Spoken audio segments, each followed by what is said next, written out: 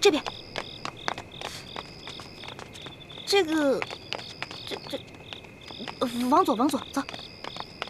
这是停！啊，咱们是不是又回到原地了？好像是。老大，你不会学艺不精吧？把这迷魂阵你都给认错了。我只是稍微失误了一下嘛。这回肯定没错，往右转。不是老大，你确定不是往中间吗？我是老大还是你是老大呀？你宫里老师教过你阵法吗？不是，我是没学过阵法，可是你哥哥刚才给的地形图我是看过的。我记得走到这个位置以后啊，似乎是往中间走。你看似乎，这说明你也不确定。不是，我是记得该往中间走，但是你又说是往这边，我就不确定了。不确定是吧？我是老大，听我的，走。那。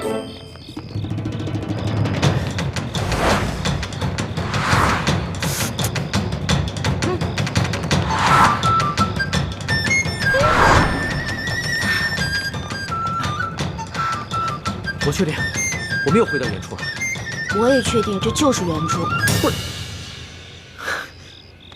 老大，我现在总算知道你为什么总不说你的师承来历了。感情是你的师傅们从来不让你在外头打他们的名号吧？你怎么知道的？不过我师傅说了，说我天资聪慧一点就通，我只不过差那么一点点的认真和努力。你哪是差那么一点点的认真和努力啊？我跟你说，你师傅没被你气死，也算是上天垂怜了。不许取笑我，朱哥哥老取笑我，你不许取笑我，我是你老大，知道吗？好，小弟不敢取笑老大。老大，那咱们现在该怎么办啊？你刚才不说往中间走吗？啊，那就听你的呗，中间走走看呗。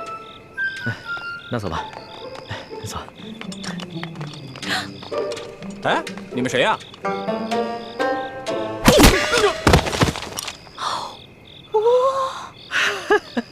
可以啊，反应够快的。其实挺害怕的，看得出来了。胆小鬼！鬼呀！出鬼！老大，你胆子好大呀！我就是怕鬼，其他我什么都不怕。是吗？是啊。喂，你们俩在干嘛？偷懒是吧？快来人！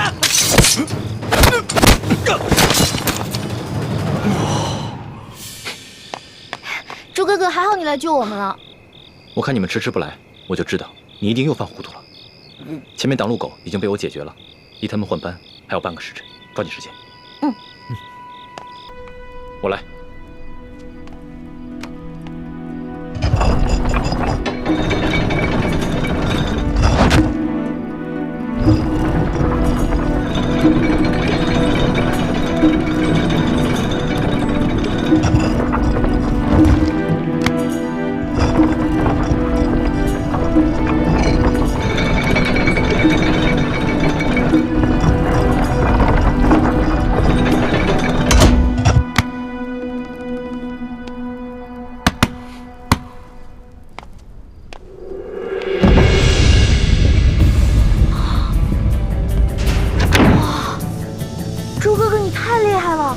你一下子全都搞定了。你呀，以前上课老是偷懒，现在知道自己学艺不精了。哇，这么多银子啊！哇！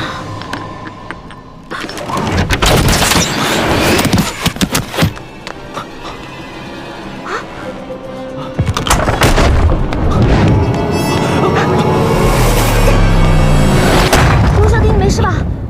我没事，幸亏你反应快，不然我现在只怕一。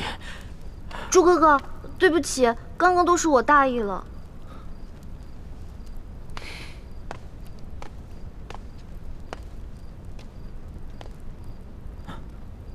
主子，你以为我生你的气，是你不小心触动机关吗？没想到，在最危险的时候，你最先救的，竟然是他。你是因为这件事情生气啊？那你也太小心眼了吧！你看他武功不行，所以我肯定要先救他嘛，我得保护他嘛。你从小在我心里就是最强的，你肯定能保护好自己啊。但如果有一天我们两个同时遇到危险了，我第一个救的肯定是你，再救我自己。你呀，来，快点，快点，痛快，真是太痛快了！今天晚上的经历真是太刺激了，我必将终身难忘。哎呀，可惜不能让史官把今夜的经历全都记入史册，更不能让太皇太后知道了。要是让她知道了，肯定有说把你带坏了。那可不就是你这个老大带坏我这个小弟的。嘿，你现在是赖上我了是不是？那好，不赖你，不赖你啊！老大辛苦了，等回宫了以后呢，我就重重的赏你。赏我呀？赏我什么？你说个数。你现在跟以前不一样了，我也不能狮子大开口。500两，300两，200两成交。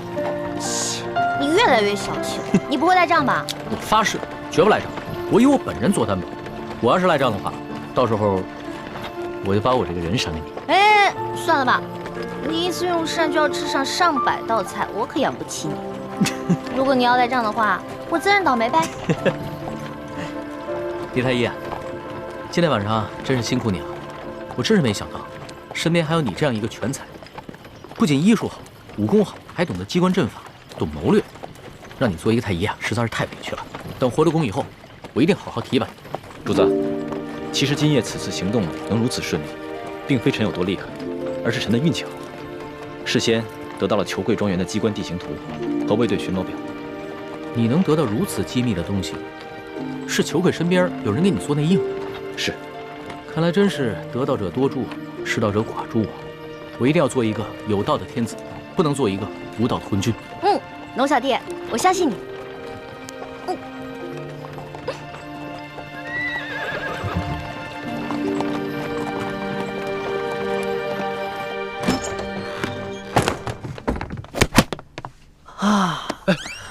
李公公得罪了。主子，你终于平安回来了。你要是再不回来，奴才也要吓死了。李德福，这件事情你得替我保密，不能告诉任何人，尤其是太皇太后，要不然我就砍了你的脑袋。只要主子能平安回来，这件事情奴才就当不知道。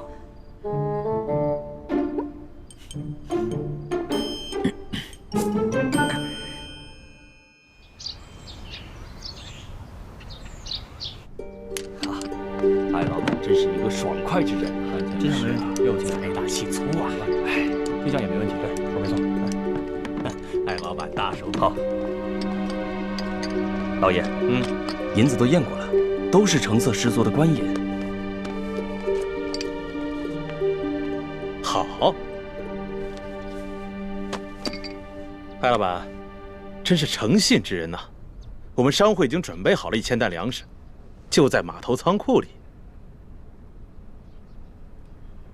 如今银子已经交割完毕了，可以放粮了吧？那是自然啊，去，带着艾老板的手下到码头交割一下啊。是好的，跟我来，请，这边请。哎呀，艾老板，真是大善呐！您行此善事，上苍必定眷顾，此次劫难一定可以安然度过。裘某在此，先祝愿艾老板早日康复了。多谢裘老板吉言。我在府上已经设下了酒席，艾老板，上个光，也让裘某尽一尽地主之谊吧。好说好说，倒是让裘老板破费了。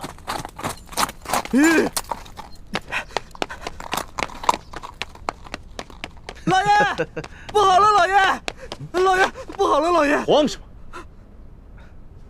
么？说，庄园进了盗贼，银库里的银子少了整整3万两。这3万两？你说什么？再说一遍。昨夜，庄园进了贼，盗走了3万两银子。你废话！啊！这么大的事，现在才来报？报了，今儿4更天就发现出了事儿。庄园管事马上派人给老爷还有巡抚大人报信儿，可等到5更天没见回音，庄园管事就派出了第2批、第3批人报信。可还是没有回音，庄园管事意识到事情不妙，便让小人骑马绕行了10几里前来报谢，这才顺利进了城。哎呀，这怎么这么不小心呢？怎么回事啊？这是怎么会出现这样的事情啊？艾老板，我那几批送信的人，不会是让你的人给劫了吧？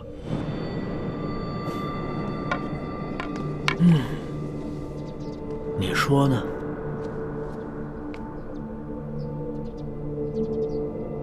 这么说，这批银子是从我庄子上劫的了？你说呢？你真是吃了雄心豹子胆了！去，把这件事报告给巡抚大人。是，来人，把他给我拿下，把他们抓。别嚎了，你外面那几条狗早就被我大哥解决掉了，嚎也没用了。你。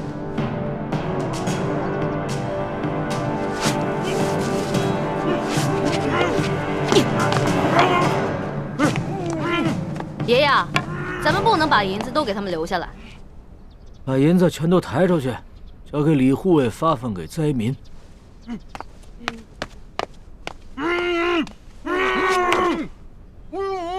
走吧，松儿。等一下。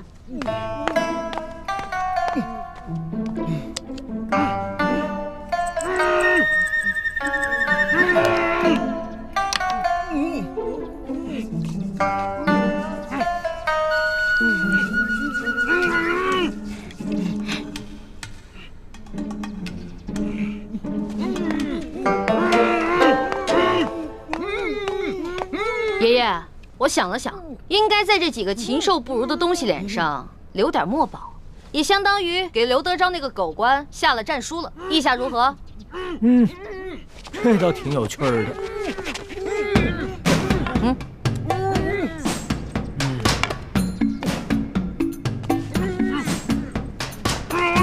别动，再动的话，拿刀在你们脸上刻字了啊！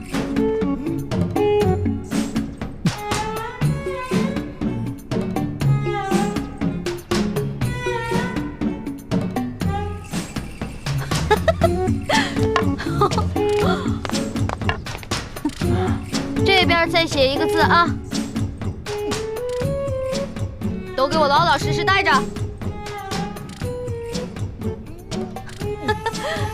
好了。哎，不错不错，写完了。行了行了，别鬼叫了。知道我爷爷是谁吗？告诉你们，我爷爷的字那可是价值连城的，最好在你们脸上永远不要洗掉。给你们还有刘德昭敲个警钟，知道吗？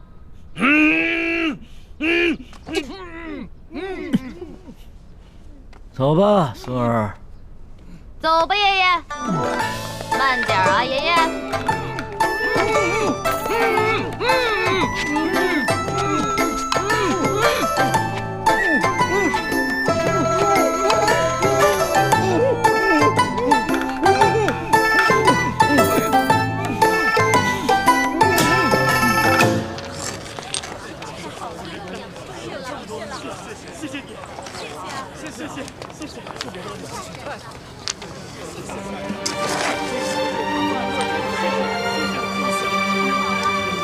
好，谢谢啊，终于有吃的了。艾老爷，谢谢您。艾老爷，您可是活菩萨呀，是吧，乡亲们？各位不必谢我，其实我也是皇上指派下来赈灾的。你们手上拿的粮食和银两，全都是朝廷调拨的赈灾银和赈灾粮。接下来，朝廷还会有更多的赈灾计划，帮大家重建家园，度过灾年。谢谢皇上，谢谢皇上，皇上万岁！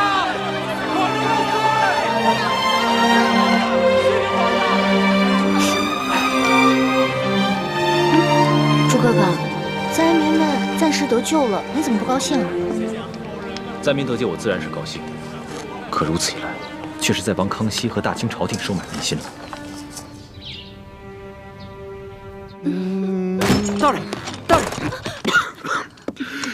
干什什么呀？你们这是老爷就不能有点自己的时间吗？大人，舅老爷的库银被盗了。你说什么？银库被盗了？不仅被盗了3万两银子，还有1000担的粮食，也被那帮人分给了灾民。待卑职得到消息赶到码头时，那帮人已不知去向。消消气，这些刁民，这是要造反呢！去看看。老爷。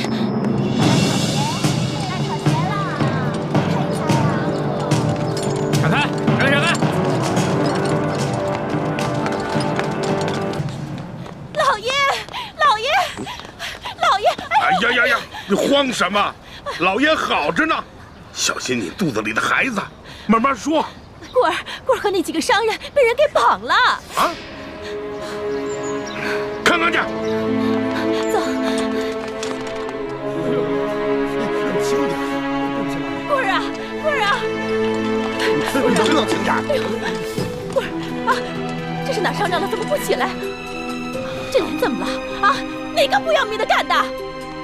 你到底出啥事儿了？你倒是说话呀！你别吓我！你这是怎么了？来，先起来说啊！先起来！别碰我！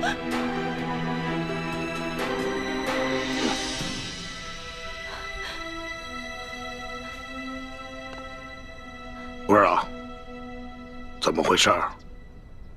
谁干的？邢爱，以前没打过交道，京城来的客商，看见了吗？看见我的脸了吗？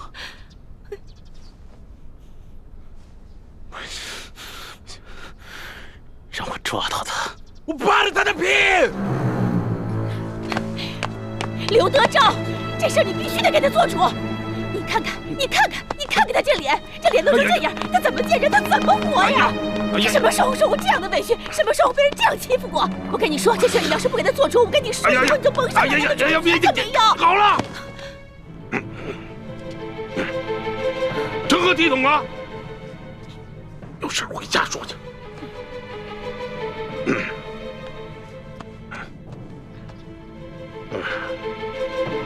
这真是的，吃了雄心豹子胆，居然敢在我小舅子头上动土啊！若是让本官抓住，非得给他碎尸万段了，扒了他的皮，给我喂狗去！你听见没有？这喂狗！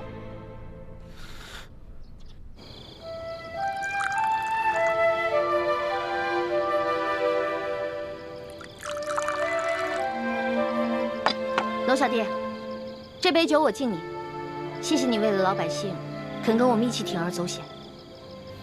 老大，这杯酒应该是我敬你和你大哥才对，要不是你们兄妹俩的话，我还不知道有多少大清的子民要惨遭刘德昭和这些贪官污吏的迫害。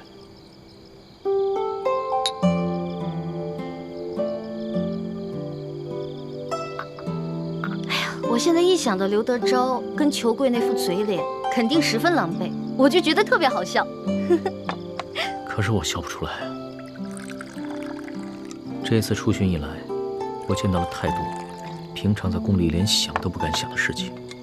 我在想，如果我们大清的官员每一个都如此贪赃枉法的话，那我们大清的江山还能长久？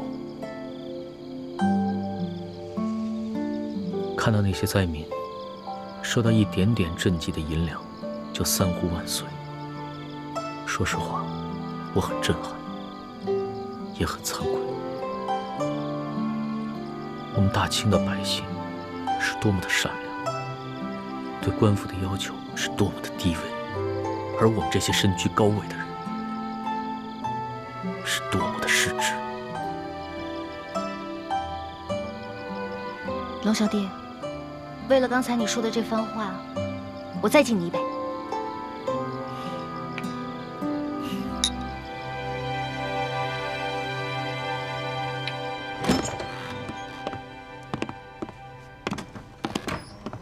你慌了？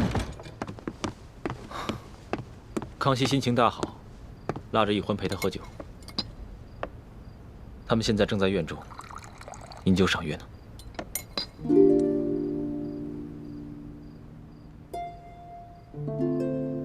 大师兄，小师妹跟我一样，都是为了光复大明的大业，你千万别介意。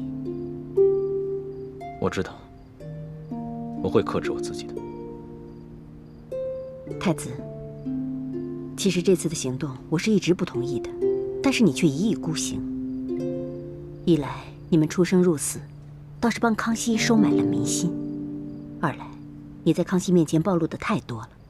虽然康熙表面上嘉奖于你，但是内心也难免不会对你和奕欢起疑心啊。我明白，但是我别无选择。康熙身为大清的皇帝，为了灾民都可以去冒险一搏。如果我为了一己私利而畏首畏尾的话，那在欢妹的心里，她会怎么想我？奕欢怎么想你和康熙，这并不重要。你所做的那么多，难道就是为了讨一个女人的欢心吗？你别忘了你的身份，你是大明最后一个太子。我没忘，我也不是为了讨奕欢一个人的欢心。六师傅，就如康熙为那些饿死的灾民落泪一样，那是他身为当今天子的良知。而我作为大明最后一个太子，如果连这点良知都没有的话，那我还有什么资格去跟康熙争这个天下？师父，大师兄说的对，正因为他是大明的太子，他才必须心怀天下呀。幼稚！这古往今来，有谁打天下靠的是妇人之仁？想要心怀天下，那我问你，你怀的是谁的天下？是爱新觉罗的天下，是大清的天下？你想要心怀天下，就必须要先打下天下，你才有这个资格。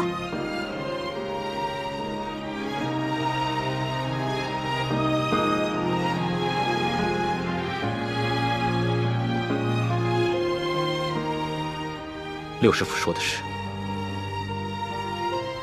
徒儿受教。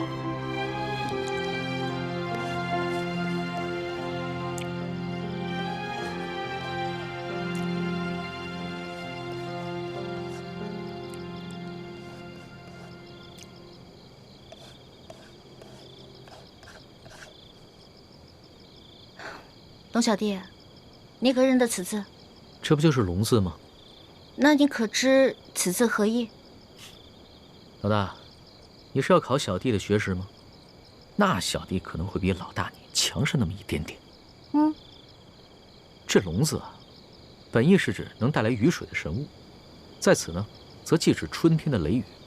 耳者闻也，而与龙联合起来，表示耳朵听到春雷声，本意指这个年老耳背的农夫啊，平常无法与人交流，但在春分时节，他能听到春雷响声，便知道该下地播种了。后来慢慢变成现在的意思，指称别人耳背的毛病。龙小弟，若论这番学识，我自然是不如你。但是今天我想给你讲另外一层意思。你看这个龙字，是龙跟耳结成的，这个龙指天子，意思就是说，其实天子的耳朵只是个摆设，民间的疾苦是听不到的。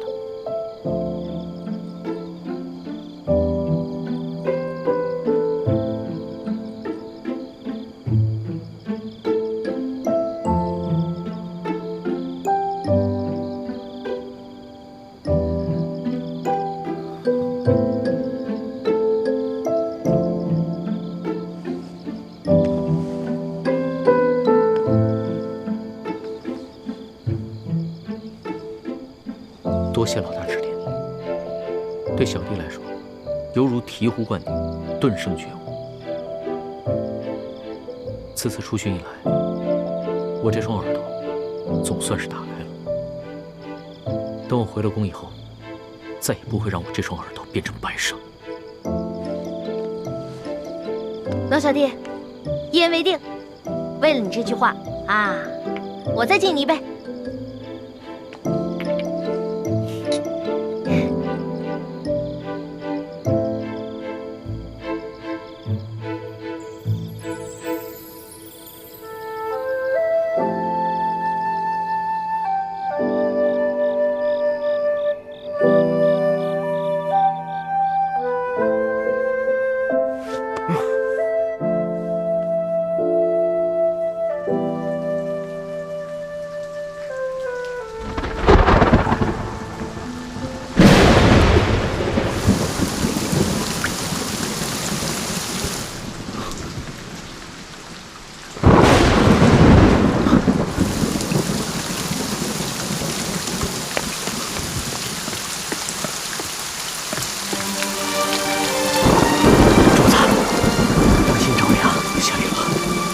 下雨了，哈哈哈！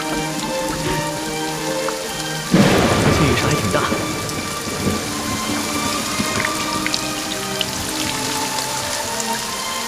看这个雨势，山西的旱情应该能得到缓解。这都是主子您宅心仁厚，感动了上苍，所以上苍才降下甘霖，拯救万民呐。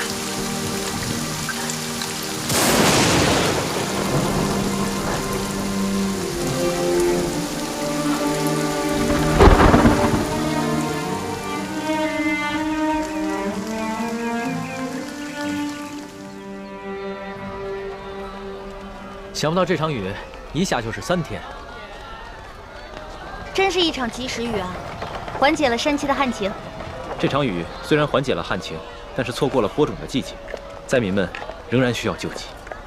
我知道，我会让朝廷继续赈灾，让灾民们平安度日，直到下一个收获季。龙小弟，看来你这双聋耳真的打开了，能听见民间疾苦了。主子，咱们还是少在外面走动吧。前些日子发生那么大动静，一定会惊动官府。索大人出去调兵，不知道什么时候才能回来。万一在这个时候发生什么意外的话，那可不得了。我想看一看刘德昭他们会如何行动。再说了，那日我们都易容了，他们认不出来。就是嘛，你要对我的易容术充满信心。主子，你看现在街道上，这个灾民比以前少了很多，多半是他们领到了钱粮，又看到旱情得到了缓解，所以都回家去了。只是这些钱财还完全不够，有一些住得偏远的灾民，还有一些老弱妇孺，就完全没有得到救济。主子，像那样的行动，可一不可再，还是等索大人调兵回来，拿下刘德昭这个贪官，再安排可靠的官员，严格执行朝廷的赈灾计划，才是长远之计。说的有道理啊。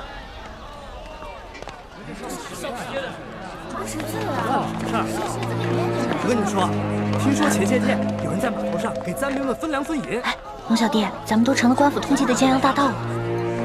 多亏了他们呀！怎么会像是田伟呢？活菩萨呀！是呀，哪怕是活菩萨，现在都四宣难保了。这劫了官粮官银，可都是杀头的罪啊！是啊，就咱们老百姓啊，最可怜了。逆来顺受是个死，这官逼民反还是个死啊！你说他们这些好人都被抓了，多好的人生，太可怜分粮了。老百姓真没有活路了。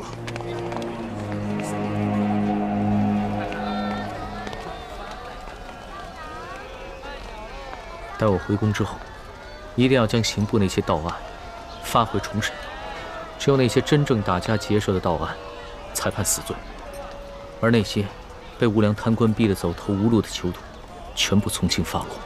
龙小弟，你简直太圣明了！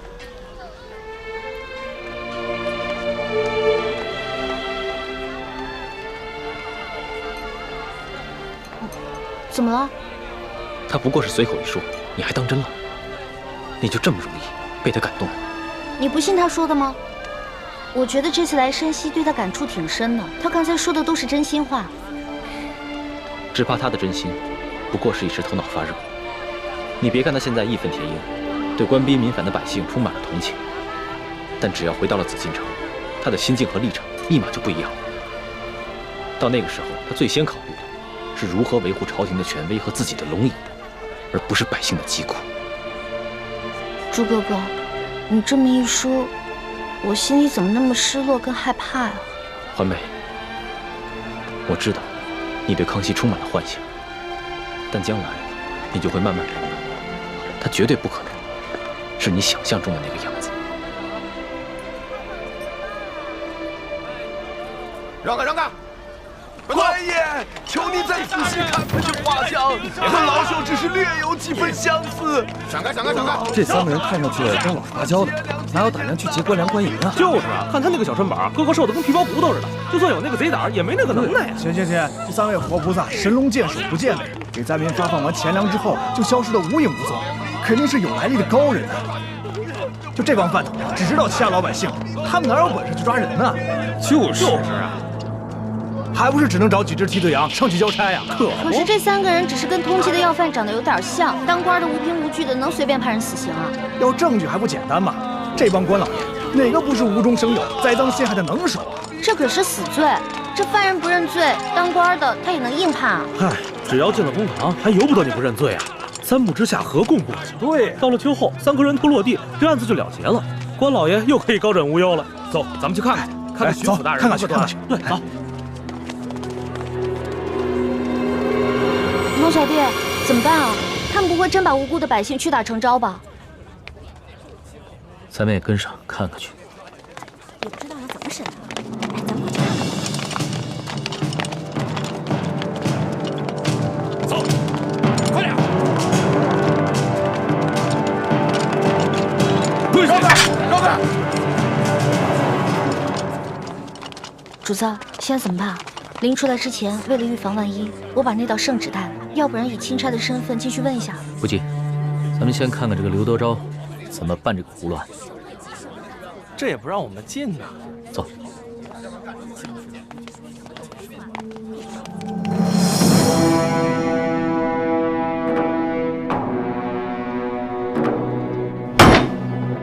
王13、胡二狗、谢大牛，你们说你们并未劫粮劫银，可是为什么从你们家中搜出了失窃的官银跟粮食？讲。大人呐，小老儿实属冤枉啊！那些粮食和官银，不是官府赈灾分给咱们灾民的吗？那爷在码头娶了好些个灾民，每人都分到了1斗粮食和1锭银子啊！大人，大人，小人更冤枉啊！那夜小人听说有活菩萨要在码头上给灾民们分钱分粮，本想赶着去的。不料小人的娘子摔了一跤，把怀了3个月的孩子划掉了。等小人安顿好娘子，赶到码头，银子和粮食早就分光了，活菩萨也不知去了哪里。小人的家中穷的只剩下4面墙了，也不知差爷们怎会在家中搜出这些粮食和1锭银子来。大人，大人，小人冤枉的。小人那日夜里在家照顾病重的老娘，赶去码头也去得晚了，什么都没分到。哦，今早有人拿着画像在小人家门口望了几眼，问了小人几句话，随后那人便送了小人1袋粮食和1锭银子。小人正感激不尽，赶紧去给我那快饿死的老娘熬粥。谁想到还没等到粥熟呢，这时就来了几个捕快大人，硬说小人是盗抢官粮官银的贼啊！大人，小人实在是冤枉。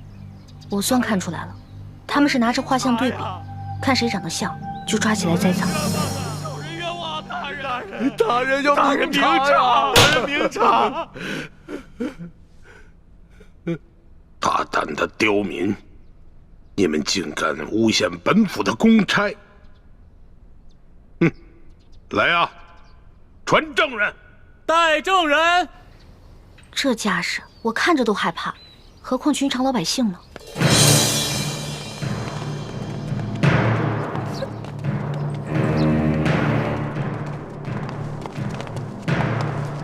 参见大人。好了，都起来吧。谢大人。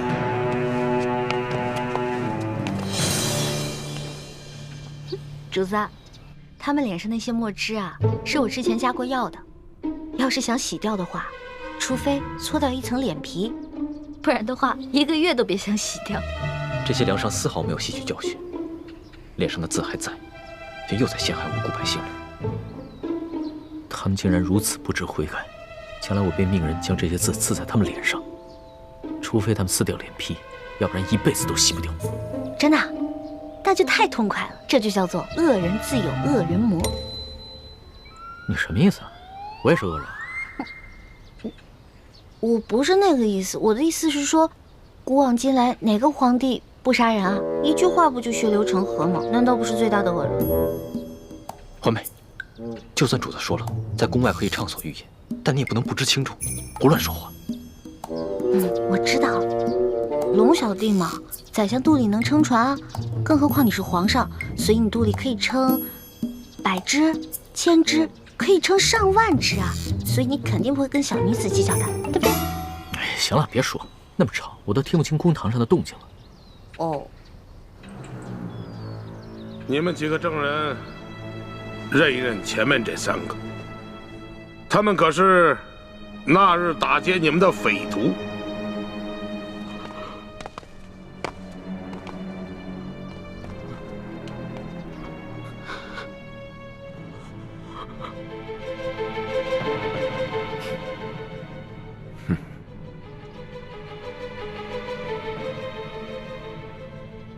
没错，大人，就是他们。好，你们先下去吧。是。大人冤枉！大人冤枉！大人冤枉！大人！王13，5个人都指认你们，你们还有何话要讲？大老爷，老朽冤枉啊！冤枉啊！冤枉啊！大人，冤枉啊！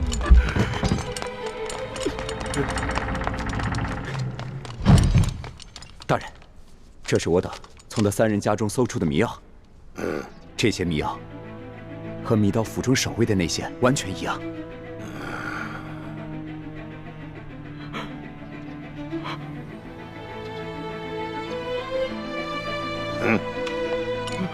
大人，大人，小人跟老娘结肠挨饿，早都不想活了，就连买包老鼠药的钱都没有，哪里来的钱买迷药啊？大人，冤枉啊！大人，大人，小人和娘子也饿了好些天了，家中若有迷药，早就不管这么多，先吃下去了，哪里还能留到官爷们来搜啊？大人，冤枉啊！大人，大人，大人，卑职刚刚在高级药铺调查到，王13前些日子曾去药铺买过药材，这些药材正好可以配出强效迷药。这是高级药铺掌柜高老师的书证，大人请过目。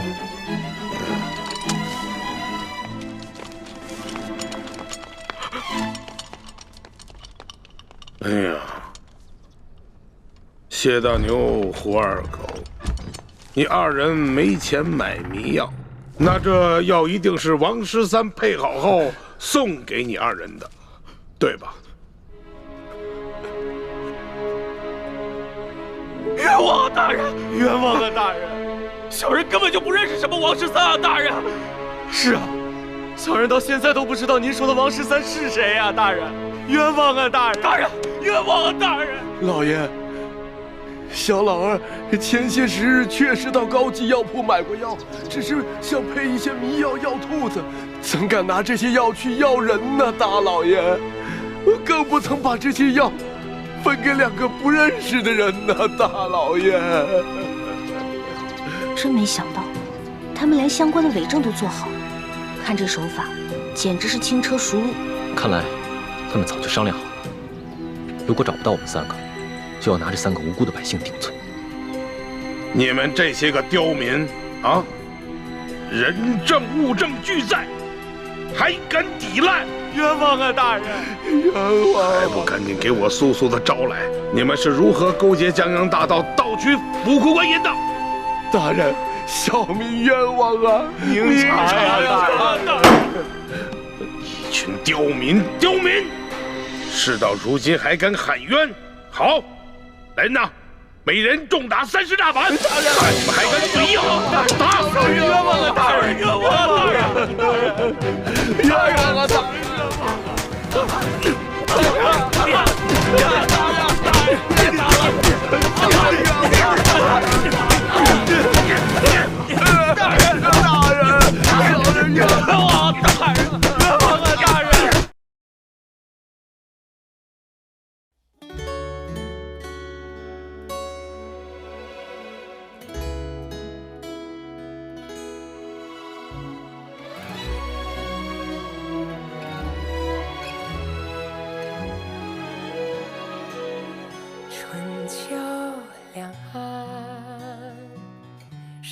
醉尽方可叹，一生的愿，将心留于人世间，受我乾坤。闲风雨自在云端，花开之间，留蝴蝶掌心清泉。天与地开在眉间，谈千秋，万事还原，心中细流，回远方清泉，回首一生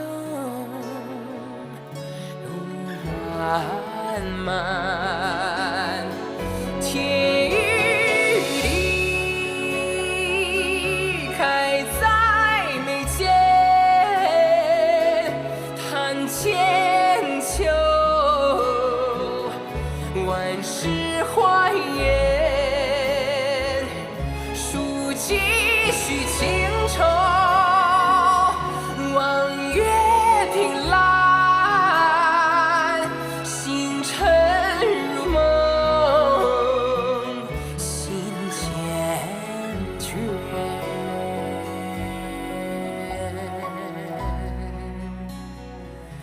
心